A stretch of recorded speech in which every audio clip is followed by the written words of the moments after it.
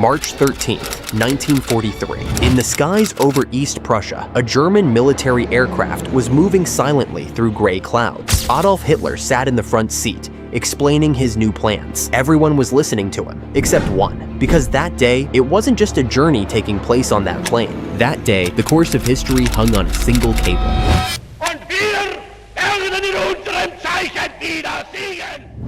The man at the center of this plan was Wehrmacht officer Henning von Tresckow. He was different from the others. He was not a Nazi. He was never one of those who obeyed blindly. What he witnessed on the Eastern Front, especially the massacres of civilians, had become a breaking point for him. Winning or losing the war no longer mattered. The real issue was stopping this system. But overthrowing a dictator requires not only courage, but flawless planning. Tresckow and a few trusted officers worked for weeks on one single thing: killing Hitler. But this was not an easy target.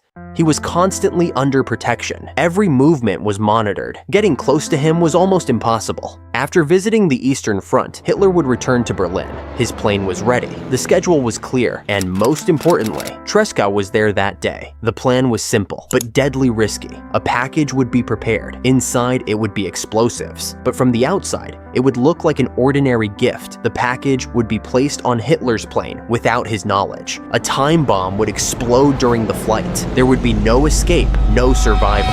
On the morning of March 13th, Tresckow prepared the package. The triggering mechanism was simple. When a small glass ampule was broken, the acid inside would slowly dissolve a metal wire and, after a certain time, trigger the explosion. He handed the package to an officer who would board Hitler's plane. It would be taken to Berlin. No one suspected anything, because everything seemed exactly as it should be. The plane took off. Now, all that was left was to wait. Minutes passed, then hours, and nothing happened. The plane landed in Berlin. Hitler was alive. The plan had failed. But why? Tresckow soon learned the truth. The plane had flown at a very high and extremely cold altitude. The chemical mechanism had frozen. The acid had not flowed. The wire had not dissolved. And the bomb had never exploded.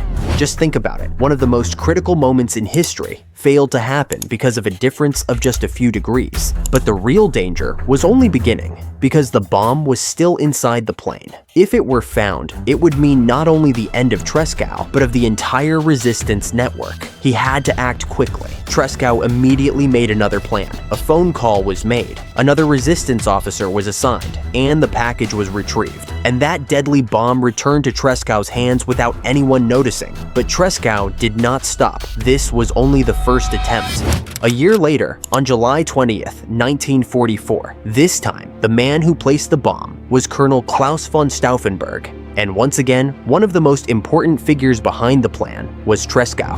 On the day of the explosion, the colonel arrived at the Wolfschanze headquarters in East Prussia. In his briefcase were 2 time-delayed plastic explosives. He placed the bag containing the bomb under the heavy oak table right next to Hitler. Stauffenberg left the room, saying he was expecting an urgent phone call. After he left, another officer moved the bag to the other side of the table's thick leg. When the bomb exploded, the barracks turned into ruins. 4 people died. But Hitler survived the blast with minor injuries thanks to the thick table leg. That same night, 5,000 people, including Colonel Stauffenberg, were executed. Tresckow, before being captured, made his final decision. On July 21st, 1944, he took his own life with a hand grenade. But the story didn't end there, because those failed attempts were in fact the first signs that the system was beginning to crumble even within Nazi Germany. History is sometimes shaped not by great wars, but by the quiet risks taken by a few individuals.